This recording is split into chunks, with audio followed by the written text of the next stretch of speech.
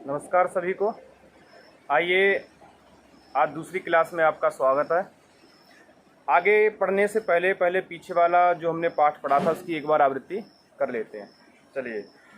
एवं समतिक्रामत्सु केषुचिद् दिवसेषु राजा चन्द्रापीडस्य यौवराज्याभिषेकं चिकीर्षुः प्रतिहारानुपकरणसंहारसंग्रहार्थम् आदिदेश समुपस्थित यौवराज्याभिषेकं च तं दर्शनार्थमागतमारूढविनयमपि विनीततरम् इच्छन् सुखना सविस्तरम् उवाच। तात चन्द्रापीड विदितवेदितव्यस्याधीत सर्वशास्त्रस्य ते नाल्पमप्युपदेष्टव्यम् अस्ते केवलञ्च निसर्गत एवाभानुभेद्यमरत्नालोकोच्छेद्यमप्रदीपप्रभापनेयमतिगहनं तमो यौवनप्रभम् अपरिणामोपशमो दारुणो लक्ष्मीमदः कष्टमनञ्जनवर्ते साध्यमपरमैश्वर्यतिमिरान्धत्वम्। तो शुकनास ने ये कहा चंद्रापीड से कि गुरु, ये जो जवानी वाला अंधकार है, ठीक है, ये बहुत तगड़ा होता है और इसको ना तो सूर्य के द्वारा हटाया जा सकता है, ना दीपक के द्वारा हटाया जा सकता है और ना ही रत्नों के आलोक के द्वारा इसको दूर कर सकते हैं। ठीक है, अब आगे देखते हैं आगे क्या कहा इन्होंने। देखिए, बोले अशिशिरोपचार हार्यो अति तीव्रो दर्पदा ज्वरोष्मा। दर्पदा ज्वरोष्मा। अनुज भैया, मान लो तुम्हें बुखार आ जाए, क्या करोगे? और क्या करोगे? सबसे पहले उपचार क्या करोगे? सबसे पहले भयंकर अगर बुखार आ जाए, दाह ज्वर, दाह मतलब जलाने वाला और ज्वर मतलब बुखार, ऐसा बुखार जिसमें शरीर जो है वो जलता है, वो बहुत भयंकर तपता जब शरीर, तो सबसे पहले क्या करते हैं? ठंडे पानी की क्या करते हैं? पट्टियां रखते हैं, है ना, भिगो के माथे पर रखेंगे, शरीर पोंछेंगे बार बार। ठीक है, तो वही कह रहे हैं कि बोले अंतिम से लीजिए इस पंक्ति को। बोले दाह ज्वर ऊष्मा। दाह मतलब जलाने वाला और ज्वर मतलब बुखार। बोले भयंकर जलाने वाले बुखार की जो ऊष्मा है, ठीक है, अगर तुम्हें भयंकर बुखार आ गया है, उस बुखार की जो ऊष्मा है, उस ऊष्मा को कैसे शांत कर सकते हैं? तो कहते हैं शिशिर उपचार हार्य। पहले हम पढ़ेंगे लौकिक उदाहरण। ठीक है, भाई लौकिक उदाहरण तो ये है कि व्यक्ति को बुखार आने पर उसकी जो ऊष्मा को शांत करने के लिए उसको शीतलता देते हैं, उसको शीतलता देंगे तो इसलिए ठंडे पानी का, बर्फ के पानी की पट्टियां रखते हैं उस पर। तो दाह ज्वर ऊष्मा, दाह कहते हैं जलाने वाले को, ज्वर कहते हैं ज्वर को। तो जलाने वाले भयंकर ज्वर की ऊष्मा को हम किसके द्वारा शांत कर सकते हैं? तो कह रहे शिशिर उपचार हार्य। शिशिर मतलब शीतल और उपचार मतलब उपचार, उपचार करना। बोले शीतल उपचार के द्वारा क्या है? बोले हार्य है। क्या है? हार्य है। हार्य का अर्थ क्या होता है? हार्य, ह्री धातु से कौन सा प्रत्यय करेंगे हार्य बनाने के लिए? ऋणित प्रत्यय करेंगे। किस सूत्र से करेंगे? री हलोर ऋणित। तो अगर बुखार आ जाए, बुखार की ऊष्मा को गुरु कैसे शांत कर सकते हो? तो कहते शिशिर उपचार हार्य बुखार। शीतल उपचार के द्वारा बुखार को क्या किया जा सकता है? हरण किया जा सकता है। ठीक है, ये तो हो गया बुखार के बारे में जो दिखता है। अब बात करते हैं, बोले अगर गुरु तुम्हें दर्प का बुखार आ गया। दर्प किसे कहते हैं? अहंकार का। अगर तुम्हें गुरु अहंकार का बुखार आ गया, तुम्हारे अंदर अहंकार आ गया, तो कहते हैं दर्प दाह ज्वर ऊष्मा, अर्थात अहंकार का चढ़ा हुआ बुखार। अहंकार का चढ़ा हुआ बुखार क्या ठंडी पट्टियों से हटा सकते हो उसे? नहीं। तुम्हें अहंकार का बुखार आ गया, बड़ा कहते अहंकार में घूम रहे हो, और तुम्हें पकड़ा किसी ने, बर्फ पे लिटा दिया जाके, बुखार उतर जाएगा? नहीं उतरेगा ना। तो वही कह रहे हैं कि दर्प दाह ज्वरा, अहंकार रूपी जब गुरु बुखार आएगा और उस बुखार की जब ऊष्मा सिर में चढ़ेगी, बोले तो वैसा बुखार कैसा होता? बोले अति तीव्र, अति तीव्र दिया ना, अति मतलब और तीव्र मतलब तेजी से। बोले जब अहंकार का बुखार आता तो अहंकार का बुखार कैसा होता है? अति तीव्र, भयंकर होता है और बहुत तेज होता है। और वो बुखार कहते आशिशिरोपचार हार्य, आशिशिरोपचार हार्य। देखो शिशिरोपचार हार्य का अर्थ हुआ कि ठंडी पट्टियों के द्वारा जिसको हटा दिया जाए, और ना शिशिरोपचार हार्य, आशिशिरोपचार हार्य कौन सा समास हुआ? नए तत्पुरुष। अर्थात ऐसा बुखार जिसको गुरु आप ठंडी पट्टियों से हटा नहीं सकते। इसलिए अहंकार का बुखार, शुकनास कहते हैं उसको, चंद्रापीठ को, कि गुरु जब अगर तुम्हें अहंकार रूपी बुखार आ गया और उसका बुखार का जो ऊष्मा है, उस ऊष्मा तो पहली बात सुनो बहुत तेज होती है, अति तीव्र भयंकर होती है, और भयंकर होने के साथ साथ उस ऊष्मा को शीतल पट्टियों के द्वारा हटाया नहीं जा सकता। ठीक है, तो ये अति तीव्र, ठीक है, अति तीव्र कहा तो दर्प दाह ज्वर ऊष्मा, किसका विशेषण? अति तीव्र। दर्प दाह ज्वर ऊष्मा का विशेषण है अति तीव्र। और बोले और कैसा है? बोले आशिशिरोपचार हार्य, ठीक है, ये भी किसका विशेषण है? दर्प दाह ज्वर ऊष्मा। बोले अहंकार रूपी ज्वर की ऊष्मा कैसी है?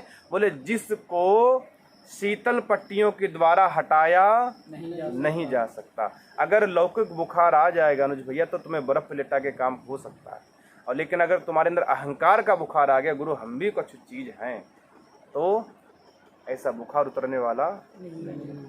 ठीक है, इसलिए सुकनास कहते बेटा अहंकार का बुखार मत करना। ठीक है, अगली पंक्ति देखो, सततम अमूल मंत्र सम्यो विषमो विषय विषास्वाद मोह। पीछे से देखना अर्थ शुरू करो। पहले हम एक लौकिक उदाहरण ले लेते जो उसमें दिया है। मान लो किसी ने विष खा लिया, किसी ने विष खा लिया, तो विष की जो मूर्छा होती है, भाई विष खाया तो जो बेहोशी आई, ठीक है, अब किसी ने मान लो फिनाइल पी ली या किसी की गोली खा ली। अब गोली खाने के बाद गुरु जो मूर्छा होगी उसको दूर कैसे करते हो? डॉक्टर के पास ले जाके, भाई या तो कोई गांव में ऐसा वैद्य होगा जो दवाइयाँ देता, औषधि देता, उसके पास ले जाओगे, या फिर सीधे कहाँ ले जाओगे? हॉस्पिटल ले जाओगे। तो विष की जो मूर्छा है उसको तो हम किसके द्वारा दूर कर सकते हैं? औषधि के द्वारा। ठीक है, या कोई ऐसा मंत्र मारा अनुज भैया ने अथर्ववेद का कि वो मूर्छा दूर। ठीक है, तो विष की जो मूर्छा है, विष खाने से, आजकल जो विष चलते हैं उनको खाने से उत्पन्न जो मूर्छा है उसको तो गुरु तुम मंत्र से दूर कर सकते हो, और किससे दूर कर सकते हो? दवाइयों से दूर कर सकते हो। अपोलो ले जाओगे, एम्स ले जाओगे, दूर हो जाएगी। ठीक है, लेकिन आगे जो मूर्छा बता रहे वो बड़ी भयंकर है। तो देखो पंक्ति, बोले पहले देखिए, बोले विषा आस्वाद मोह। विष मतलब विष, और आस्वाद मतलब आस्वाद, आस्वाद का अर्थ होता आस्वादन करना, खाना।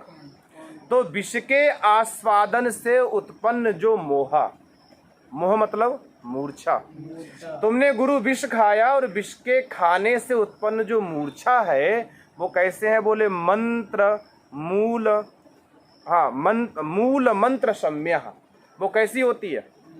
मूल मंत्र सम्य। मूल मतलब जड़ी बूटी आदि, औषधियाँ, और मंत्र मतलब मंत्र, मंत्रादि, और सम्या मतलब जिसका समन करने योग्य हो। ऐसी जो मोह है जो विष के आस्वाद से उत्पन्न हुआ है, बोले वो गुरु सम्या होता है, उसको दबाया जा सकता है। किसके द्वारा? औषधि के द्वारा और मंत्र आदि के द्वारा। तो गुरु तुम जो विष खाओगे उसको दबाया जा सकता है मंत्र के द्वारा और औषधि के द्वारा। अब कहते ऐसा कौन सा विषय जिसको दबाया नहीं जा सकता? तब देखो, बोले विषय विषास्वाद मोह। अब देखो सीधा अर्थ आएगा, विषय विषास्वाद मोह। विषय मतलब यही विषय जो हम देखते हैं सारे के सारे, हमारी ज्ञान इंद्रियों के विषय, कर्म इंद्रियों का विषय। बढ़िया नया नया हनी सिंह का गाना आया है और दिन भर ईयरफोन लगा के सुन रहे हैं, है ना अनुज भैया? बढ़िया हनी सिंह का गाना आ जाए तो फिर दिन भर सुना जाएगा। बढ़िया कुछ देखने को मिल जाए तो गुरु वहीं बैठे रहेंगे।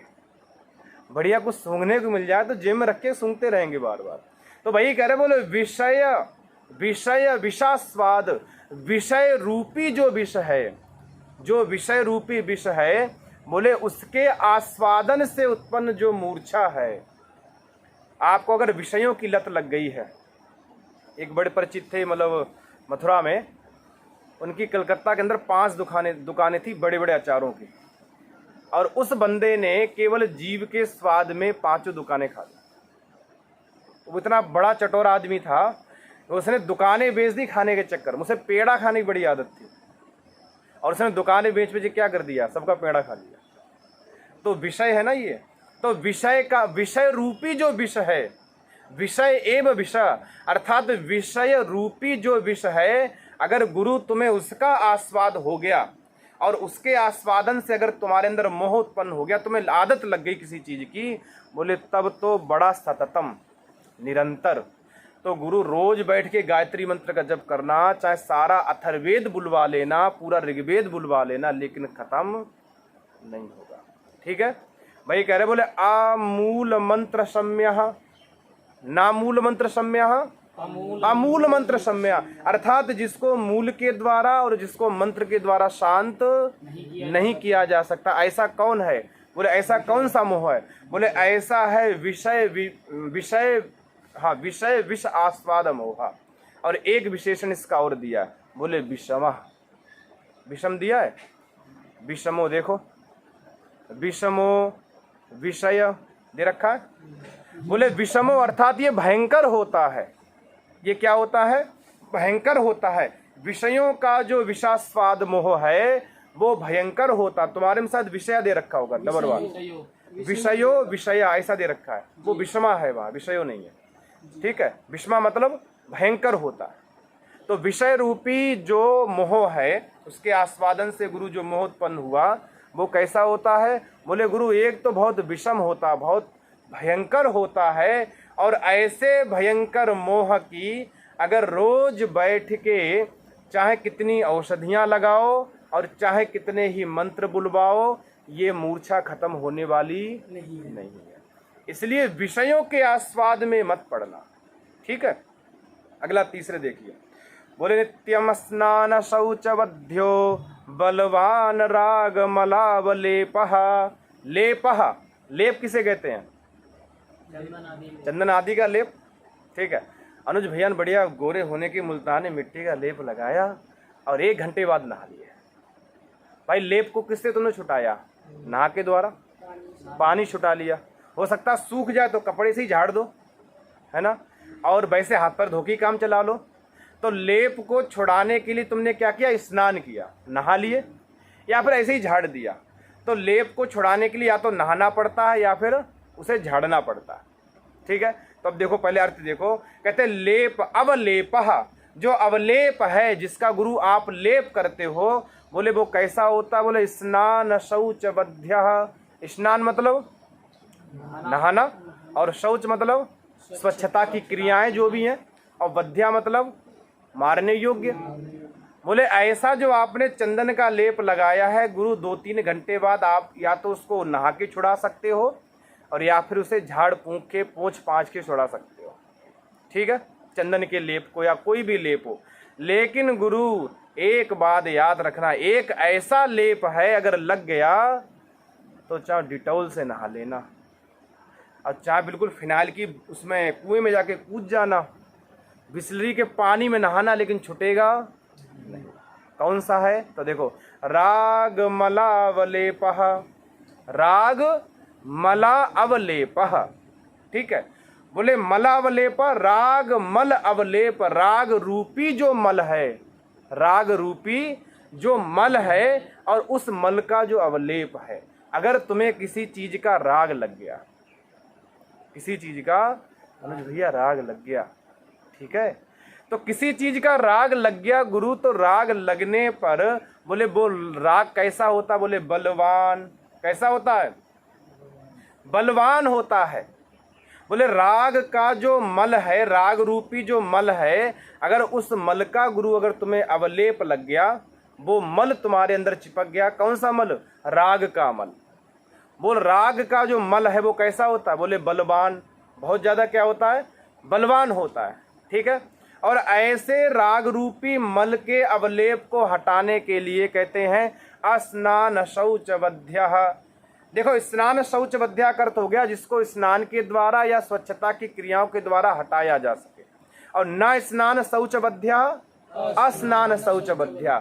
बोले ऐसे राग रूपी मल के अवलेप को हटाने के लिए बोले नित्यम, रोज सुबह सुबह बिस्लरी के कुएं में जाके नहाओ और डिटॉल नहाने के बाद चुपड़ो, लेकिन ये राग का मल नहीं उतरेगा।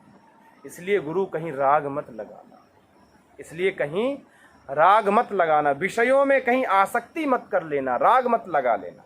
समझ गए पंक्ति का अर्थ? ठीक है। तो देखो बोले मल अवलेप है, कोई मल गंदगी लग जाए तो आप गुरु से स्नान के द्वारा या अन्य स्वच्छता की क्रियाओं के द्वारा दूर कर सकते हो।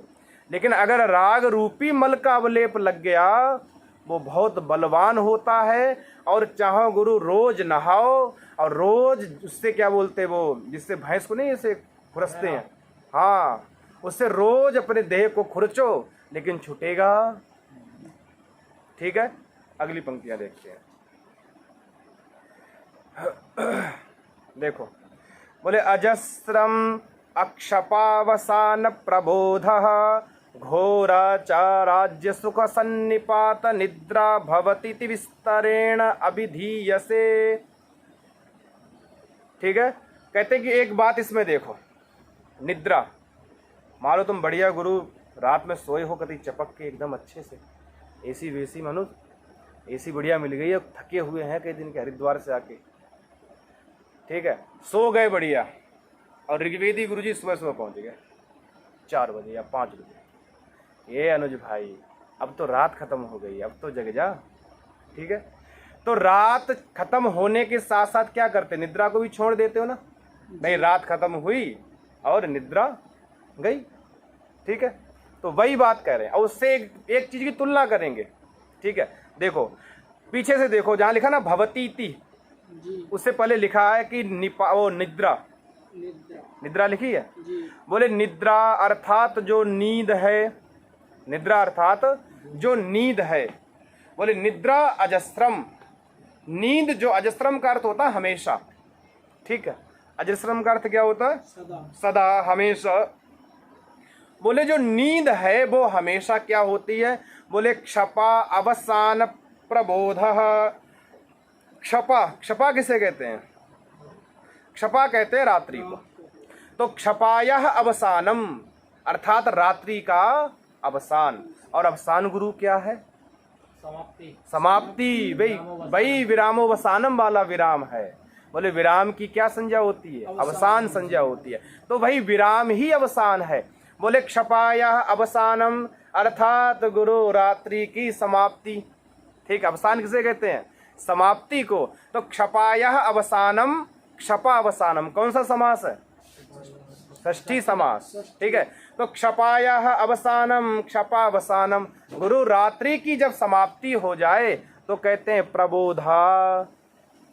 क्षपावसाने प्रबोधा अर्थात रात्रि की समाप्ति पर, समाप्ति हो जाने पर प्रबोधा मतलब बोध हो जाना, जागरण हो जाना। रात्रि समाप्त हुई और क्या हो गया? जागरण हो गया। ठीक है। तो निद्रा क्या होती है? निद्रा ऐसे होती कि रात्रि समाप्त हो जाए गुरु तो सुबह उठ के तुम जग जाते हो, वरना 25 रुपए का फाइन लग जाता है। ठीक है। तो निद्रा होती है क्षपा अवसान, क्षपा के रात्रि के अवसान पर प्रबोधा, जग सकता है व्यक्ति निद्रा से। ठीक है। और ये अजस्रम है, हमेशा है, सदा है। पशु पक्षी जग जाते तो इंसान है। भले आजकल 12 बजे 1 बजे सोए, थोड़ा क्षपा से आगे निकल जाए, ठीक है, अवसान से थोड़े और आगे चले जाए, विराम ले ही ना, 8 बजे तक वो अलग है, लेकिन प्राय करके जग जाते हैं। तो क्षपा के अवसान पर प्रबोधा होती है कौन? निद्रा। ठीक है। और अजस्रम हमेशा की बात है। लेकिन गुरु एक निद्रा ऐसी है जो चाहे कितनी रात्रि बीत जाए, ये कतई वो ब्रह्म रात्रि और ब्रह्म दिन वाला होता ना, वो ब्रह्म रात्रि बीत जाए लेकिन आदमी जगता नहीं। वो कौन सी निद्रा है? तो देखो, राज्य सुख सन्निपात निद्रा। राज्य मतलब राज्य, ऐश्वर्य मान लो, राज मान लो, गुरु कुछ भी मान लो। बोले राज्य सुख, राज्य के सुखों के सन्निपात, समूह से उत्पन्न जो निद्रा। अब निद्रा को जोड़ो किसके साथ? राज्य सुख सन्निपात निद्रा। बोले राज्यों का जो सुख है और उसके समूह से उत्पन्न जो निद्रा है। गुरु तुम्हें कतई पृथ्वी का राज, अमेरिका का राष्ट्रपति बना दे तो वहां जो सुख आएगा अनुज भैया, कतई 10-15 आगे 10-15 पीछे, 20-30 ऊपर 20-30 नीचे, और वो जो सुख मिलेगा, ठीक है। तो कहते राज्य सुख सन्निपात निद्रा। बोले राज्य के जो सुख हैं, राज्य सुखों के इकट्ठे होने से उत्पन्न जो निद्रा है, ऐसी निद्रा है। तो कहते हैं अक्षपा अवसान प्रबोधा। देखो, क्षपा अवसान प्रबोधा का अर्थ हुआ कि रात्रि के बीत जाने पर जो व्यक्ति जग जाए, जिसका जागरण हो जाए। और ना क्षपा अवसान प्रबोधा क्या बनेगा? ना क्षपा अवसान प्रबोधा, आक्षपा अवसान प्रबोधा। अर्थात रात्रि के बीतने पर भी जगता नहीं है। बोले राज्यों के सुखों से उत्पन्न जो निद्रा है, वो गुरु रात बीत जाए, दिन बीत जाए, चाहे फिर रात बीत जाए, कई वर्ष निकल जाए, लेकिन व्यक्ति जगता नहीं है। और कैसी होती? बोले घोरा। कैसी होती है? घोर। घोर मतलब भयंकर। ऐसी निद्रा गुरु घोरा होती है, भयंकर होती है। एक बार रात की नींद भयंकर नहीं हो सकती। हो सकता है किसी को याद करते करते सो जाए, हो सकता है डरते डरते सो जाए, यार सुबह फाइन ना पड़ जाए। लेकिन अगर राज्य सुख से उत्पन्न निद्रा आ गई तो गुरु जगने वाले नहीं, बड़ी भयंकर होती है, ठीक है। तो सुकनास कहते बेटा एक बात याद रखना, राज्य तुम्हें मिलने वाला, क्योंकि युवराज बनेगा।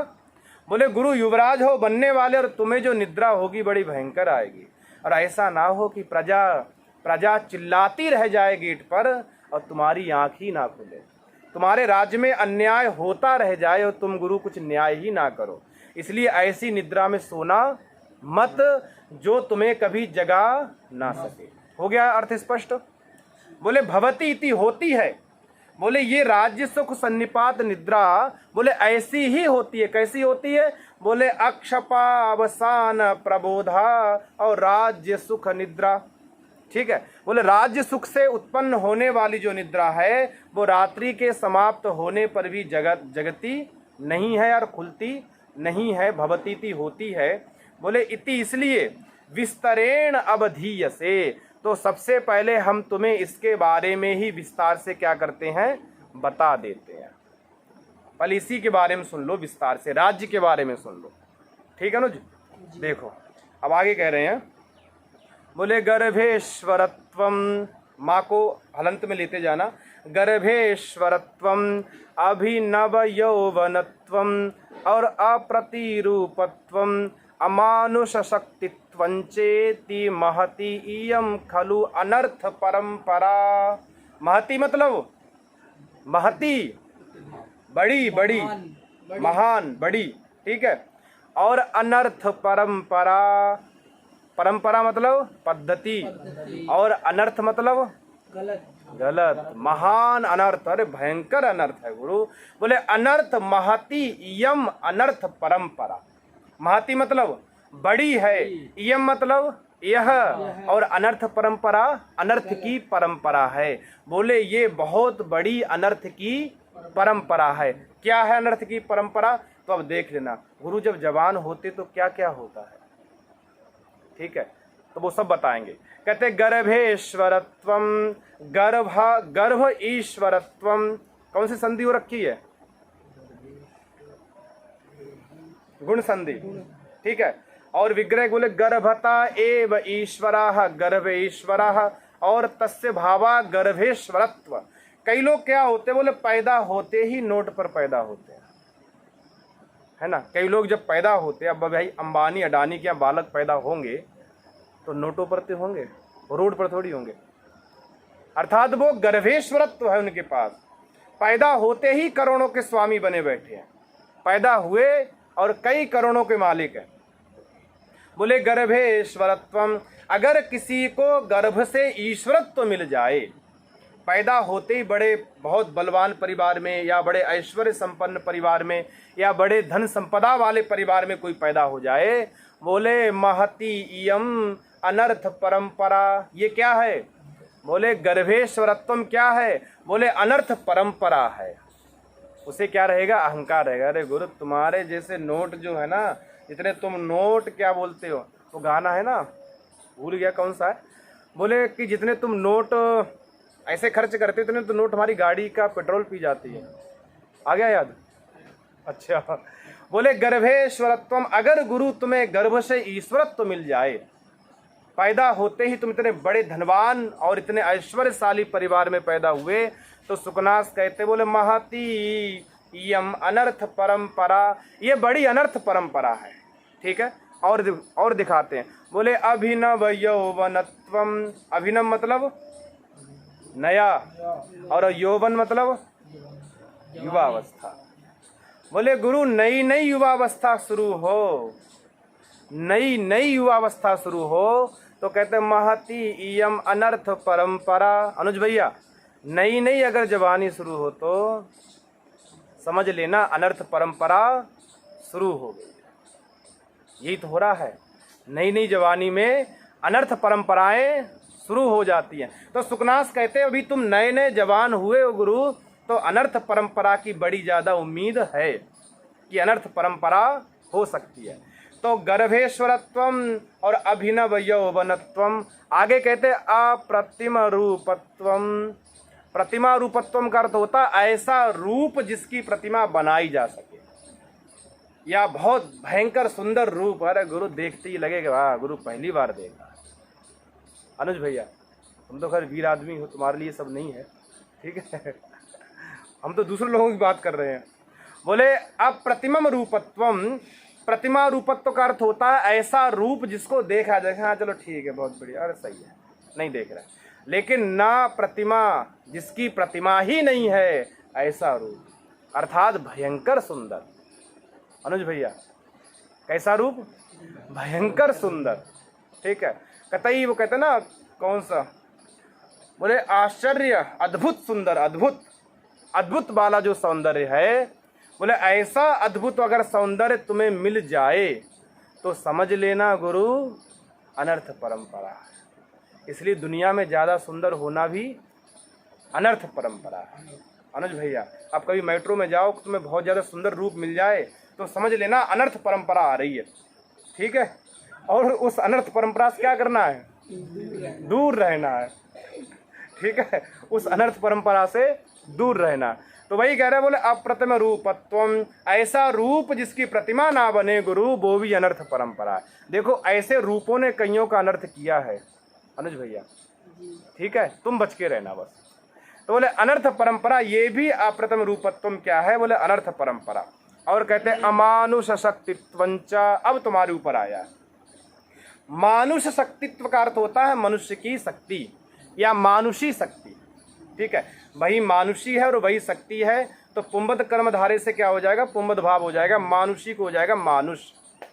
तो मानुष शक्तित्व अर्थात मानुष शक्तित्व का अर्थ होता है मनुष्य वाली शक्ति। भाई मनुष्य की शक्ति सामर्थ्य क्या होता है? कि लिमिट में होता है ना अनुज भैया।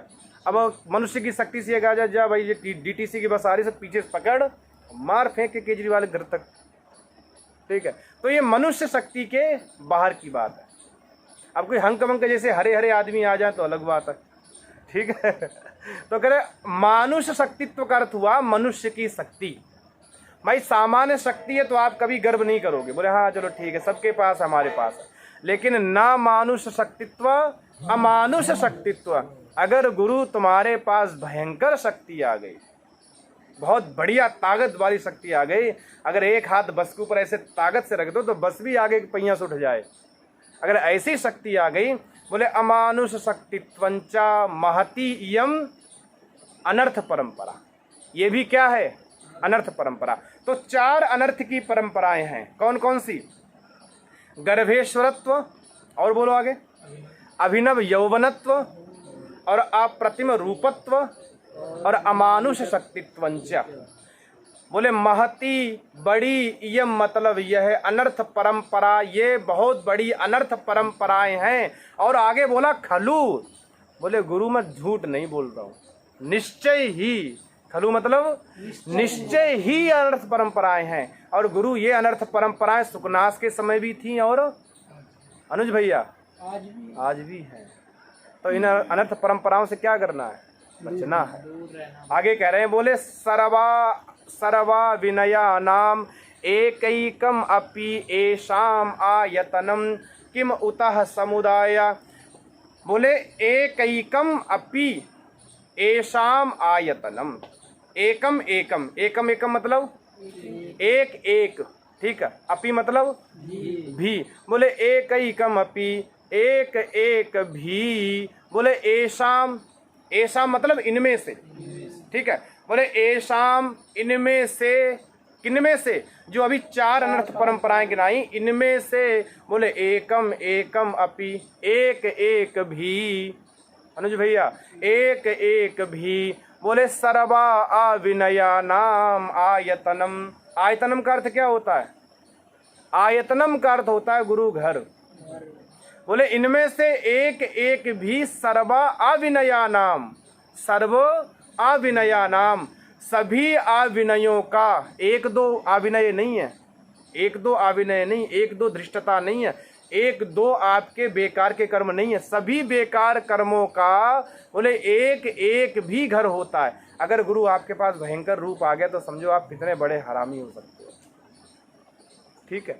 अगर आपके पास गर्भेश्वरत्व हो गया तो आप कितने बड़े अन्यायी हो सकते हो, क्या नहीं कर सकते आप गर्भेश्वरत्व के कारण। बोले इनमें से अगर गुरु तुम्हारे पास एक एक भी है तो समझ लेना सारे दोष तुम्हारे पास आने शुरू हो जाएंगे। बोले सर्वा अविनया नाम, सभी दोषों का या सभी अविनयों का, बोले आयतनम अर्थात घर है, ठीक है, समझ गए। बोले इनमें से एक एक भी सभी दोषों का क्या होता, बोले आयतनम घर होता है। करे किम उत समवायः, बोले उत अगर मान लो उत समवायः, अगर कहीं ये चारों की चारों हो तो क्या होगा, समवाय मतलब इकट्ठा। बोले अगर इकट्ठी कहीं चार, एक ही आदमी में चारों घुस जाएं, बोले उसका किम, उसका क्या होगा। जब एक एक जो है वो अनर्थ का कारण है, सारे अविनयों का घर है, और गुरु जिनके पास 2 3 चारों की चारों हों उनका क्या होगा, अर्थात वो तो भयंकर अविनय से भरे होंगे। उनके पास तो ये समझो बड़ी भयंकर अनर्थ परंपरा है, उनका तो अनर्थ अनर्थ ही हो रहा है। तो सुकनास ने कहा गुरु तुम्हारे पास ये चारों आने वाली हैं, तुम गर्भेश्वरत्व हो, भाई राजा की संतान हो, ठीक है। इसके बाद नया नया तुम्हारी युवावस्था शुरू हो गई है, अभिनव यौवनत्व है। बोले रूप सुंदर भी बहुत बढ़िया हो, अच्छी फेयर लवली लगाते हो गुरु, और वो और कौन सा आता है, अमनुष्य नहीं, अरे कौन सा प्रोडक्ट आता है चेहरा शुद्ध करने के लिए। बोले अच्छी तुम फेस वॉश लगाओ, फेयर एंड लवली लगाओ, पता नहीं क्या क्या लगाते हो गुरु, इसलिए तुम अप्रतिम रूपत्व भी हो, और तुम्हारे पास मनुष्यों से ज़्यादा शक्ति भी है। तो गुरु तुम्हारे पास तो चारों हैं, इसलिए तुम्हारे पास अनर्थ की परंपरा भी बहुत लंबी है। इस अनर्थ परंपरा से क्या करना, बचना, ठीक है, इससे क्या करना, बचना। तो सुकनास ने कहा इससे बच लेना, यही ज़्यादा ठीक है, ठीक है। तो आज इतना ही रखते हैं अनुज भैया, इससे बचना, फिर बाकी कल देखें कल क्या कहते हैं। ये कर दो बंद।